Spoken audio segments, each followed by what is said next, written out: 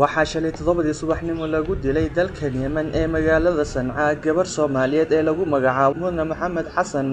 laguna dhalay dalka Yemen da'deeduna uu yahay 21 jeer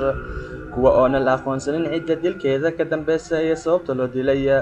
xafiiska dambi baarista ee u fadhiya isbitaalka laguna magacaabo Hospital Jamhuuri ee dalka Yemen ayaa xaqiijiyay dilka loo geystay gabartan Soomaalida ah iyadoo lagu dilay gaari ay saarneed oo u socotay shaqadeeda afhayeen u fadhiya xafiiska dambi baarista ee u fadhiya isbitaalka ayaa wuxuu sheegay in gabartan lagu wado baaritaan cidii dilkeeda ka dambeysay صلنا القضية والمحمد جاي يعمل عمله. isla mar ahaantan qonsulka safaaradda Soomaaliya ee u fadhiya dalkan Yemen Mudane Cusmaan Axmed Maxamed ayaa booqasho ugu tagay gabartan meedka ah isbitaalka dhexdeeda oo soo arkay meedka gabartan Soomaaliyeed isagoo haween iyo maalin u taagan dhibaatada ku soo dhacaysa kana warhaya mar walba xaaladahooda isagoo ka warbixinaya gabartan dhimatay gabadhan runtii waxay ahayd gabar oo Soomaaliyeed oo dadka wadankan ku dhashay ah 22 jir ah waxay saaka u shaqo tagtay si caadi ah 7 subaxnimo markay ahayd ayaa xabad doolaysa iyadoo basaar ay ku dhacday marka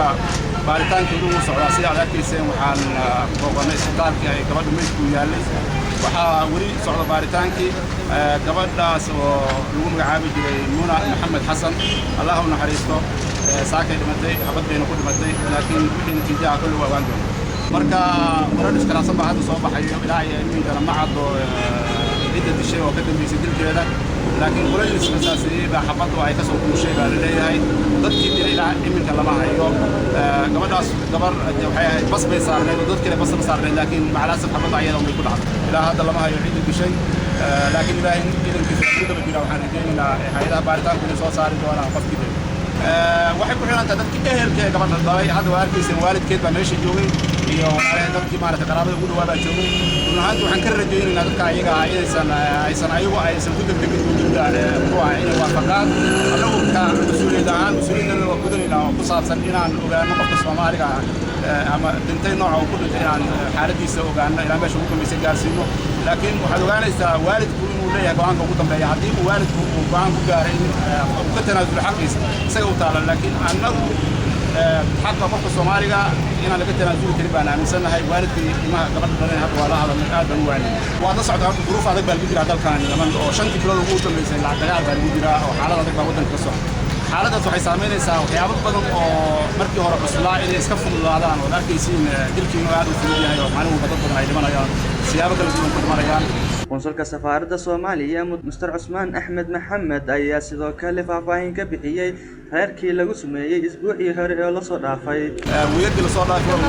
heer dhan oo la sameeyay inay jireen arrintood weli aan ku jirno ayaga laftooda baaritaankood insha Allah waan rajaynayno dhawaan soo baxnay fiican oo marayo gabadhaan maanta isu soo korortay kama harin gabadhaan insha Allah arrinteeda iyadana waana ballan qaadnay qof kasta oo Soomaali ah oo intii garbaysa karaankeyga inaan xaqiisa aan gabadha waxa ilaahay mahadiisa oo idin sheegaya labada gabdhood ay dhaleen oo yaryarka ahaa nolosha aan ugu tagnay awal aad xaaladoodu u dhintay iminka way soo fiicnaadeen labadaba way hadlayaan hadda intii ka hor intaan isbitaalka imaan baan anoo ayaga la joogaa la soo sheegay inay gabadhaan dhimatay xaaladooda aad u fiican tahay baaritaankii wali waa socdaan gabdhaha ayaga labada u soo roonadeen dhankii beedadkina baaritaankii baa ku socdo ayagana waxaan rajaynaynaa in si dhaqso ah jawaabta u soo bixi doonto dhakhtarka sharciga soo saaro ma ahan markii ugu horeysay lagu dilo ama lagu dhaawaco Soomaalidan ku nool dalkan Yemen oo isla mar ahaantan safaaradda Soomaaliya ay u taagan tahay haween iyo maalin in ay ka warhayso dhibaatada Soomaalida Maxamed Jeelani Royal TV dalka Jamhuuriga ee dalka Yemen Sanaa